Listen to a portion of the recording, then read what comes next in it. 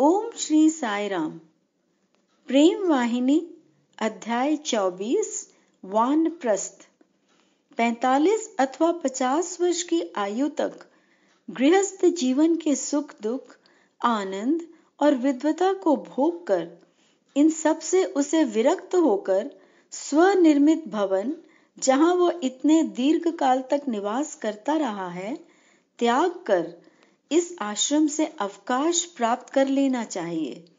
यदि उसकी पत्नी जीवित हो तो उसकी अनुमति लेकर उसके भरण पोषण का भार पुत्र पर अथवा पत्नी के माता पिता पर छोड़कर उसे वन में निकल जाना चाहिए, अथवा पत्नी को साथ लेकर उसे अपने भाई की तरह मानकर ब्रह्मचर्य पूर्ण जीवन यापन करे। उसे भोजन में भी महान परिवर्तन कर लेना पड़ता है। उसे कंद मूल फल खाकर और दुग्ध पान कर जीवन यापन करना चाहिए। वस्तु पूर्णतया अग्नि में पकाकर नहीं, केवल तृतीयांश ताप देकर उपभोग करनी चाहिए। चावल का अधिक प्रयोग नहीं करना चाहिए। इस प्रकार से भोजन व्यवस्था करना संभव न हो तो वो पास पड़ोस के गांव में जाकर भिक्षावृत्ति द्वारा भोजन प्राप्त करे, परंतु उसे भोजन को वन में लाकर वहीं अपने आश्रम पर उसको पाना चाहिए। उसे अपने आश्रितों को वही भोजन जो वह स्वयं खाए देना चाहिए, क्योंकि जैसे भोजन की उनकी इच्छा हो वैसा भोजन न तो वे पका सकते हैं और न कहीं से जुटा सकते हैं।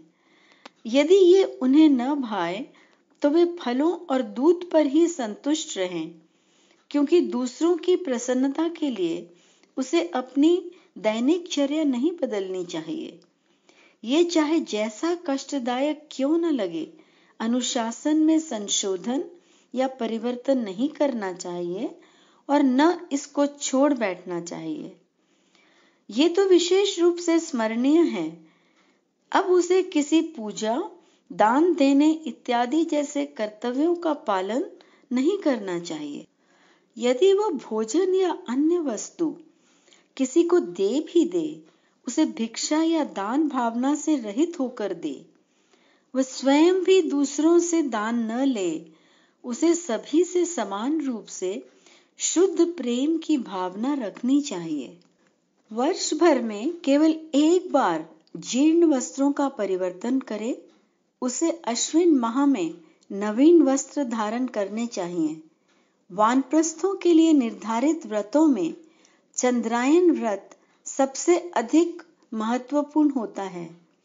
वह महीने भर प्रथम पक्ष में प्रतिदिन सामान्य से एक ग्रास कम भोजन करता जाए, ऐसे उत्तरोत्तर प्रतिदिन भोजन घटाता जाए और अगले पक्ष में उसी क्रम से एक ग्रास भोजन प्रतिदिन बढ़ाता जाए। शुक्ल पक्ष की द्वितीया और पूर्णिमा के दिन उसे केवल मट्ठे का भोजन करना ही विहित है। वर्षा ऋतु में उसे वर्षा में भीगते खड़े रहकर तपस्या करनी चाहिए और शीत ऋतु में गीले वस्त्र धारण किए हुए तपस्या में संलग्न रहना चाहिए। इस प्रकार विधिवत तपस्या करते हुए उसे 3 बार स्नान करना चाहिए। विभिन्न उपनिषदों का स्वाध्याय करना चाहिए और उनके अर्थों को हृदयंगम कर अनुभव भी करना चाहिए। यदि ऐसा वानप्रस्थी कभी रुग्ण हो जाए तो उसे दैनिक भोजन त्याग कर केवल वायु और जल पर रहना चाहिए। वह ईशान कोणा की दिशा में निरंतर चलता जाए जब तक कि शरीर पात न हो जाए। इसके प्रतिकूल यदि उसे कोई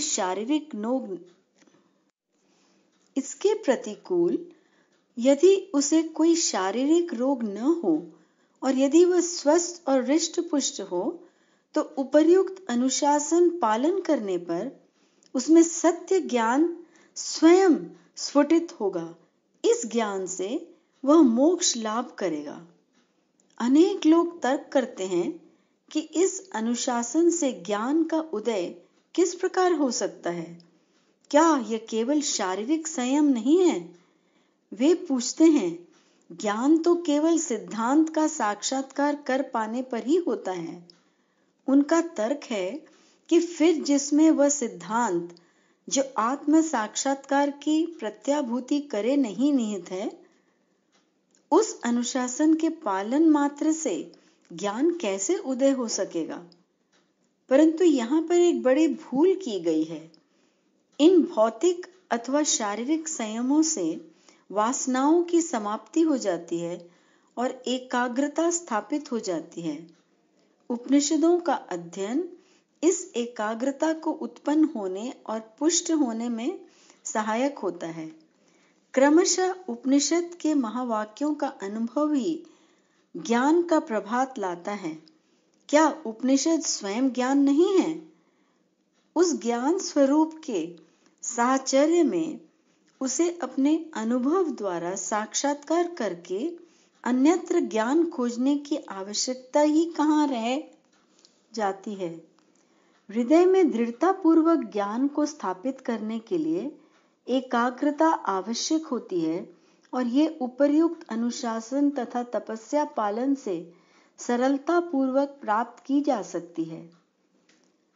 बाह्य अनुशासन पालन से आभ्यंतरिक अनुशासन पालन और शुचिता का विकास करने में बड़ी सहायता प्राप्त होती है।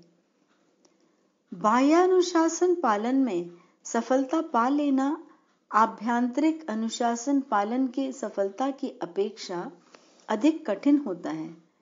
व्यक्ति के हाथ में स्थित चक्र को घुमाव देने से मोटर की बाहरी पहिए, जिन पर कि चालक का सीधा नियंत्रण नहीं होता है, भी वांछित दिशा में घूम जाते हैं।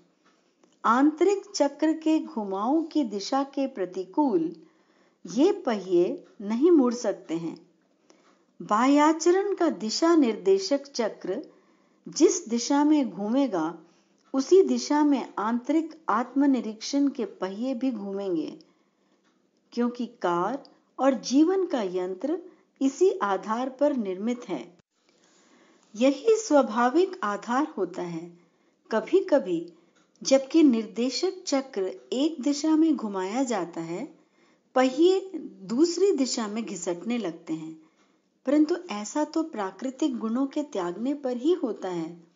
आंतरिक पहियों में यदि प्राण वायु नहीं होती है, जो कि सार तत्व है, तो वे ऐसा आचरण कर सकते हैं कि मानो उनका संबंध निर्देशक चक्र से न हो, परंतु फिर भी वे निर्देशन की सीमा से बाहर नहीं जा सकते हैं। हाथ में निर्देशन का चक्र नीचे के पहियों से संबंधित होता है।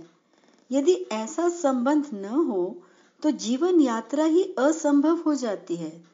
संबंध तो अपरिहार्य है, इसलिए जो बाह्य प्रवृत्तियों से संघर्ष कर चुका है और उन्हें वशीभूत कर चुका है, उसके लिए आंतरिक मनोवृत्तियां भी सरलता से अधीन हो जाती हैं।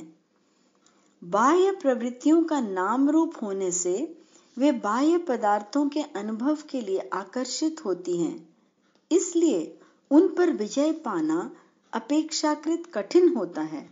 परंतु आंतरिक वृत्तियों की कोई आकृति न होने से यद्यपि उनका नाम तो हो सकता है, उनका अनुभव भी आनंद के रूप में हो सकता है, इसलिए उन्हें सरलता से वशीभूत किया जा सकता है। उन्हें अपेक्षाकृत अधिक सरल ढंग से पालतू बनाया जा सकता है और बाहरी व्यवहार और आचरण ही अधिक चिंता का विषय होता है, क्योंकि इनका संबंध स्वाद, रूप और भार से होता है। आंतरिक वृत्तियों का कोई स्वाद, रूप और भार नहीं होता है। शुद्ध जल की कोई आकृति, स्वाद नहीं होती है। वह भारी, कठोर जल भी नहीं होता है।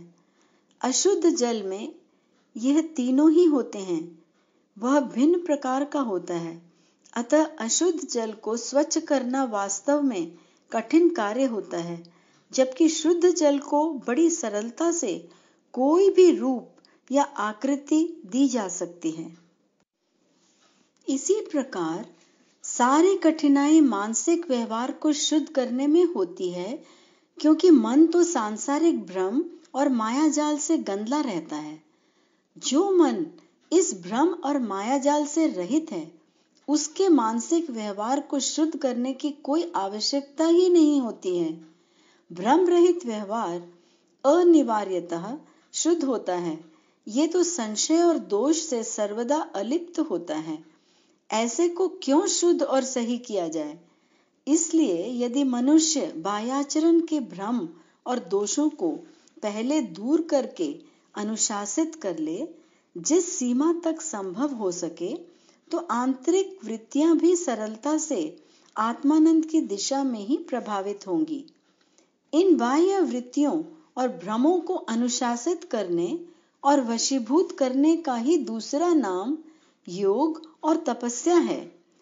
वानप्रस्थ आश्रम के नियम इस योग और तपस्या में सफलता प्राप्ति के साधन हैं। जब मनुष्य वानप्रस्थ आश्रम के सभी प्रकार के भ्रमों को वशीभूत कर लेता है, तो इस यात्रा का अंत मोक्ष प्राप्ति में होता है। परंतु हम ये नहीं कह सकते कि मोक्ष प्राप्ति का केवल यही एकमात्र उपाय है। जिस मार्ग से भी प्रभु कृपा प्राप्त हो सके, वही मार्ग अपनाया जा सकता है। वानप्रस्थ आश्रम के नियमों के पालन करने से मोक्ष प्राप्त होता है और इसी मार्ग का अनुसरण करके इसे सुरक्षित किया जा सकता है। इससे मानव माया से रहित हो जाता है। इससे उसे एकाग्रता की प्राप्ति होती है। जय साईं राम।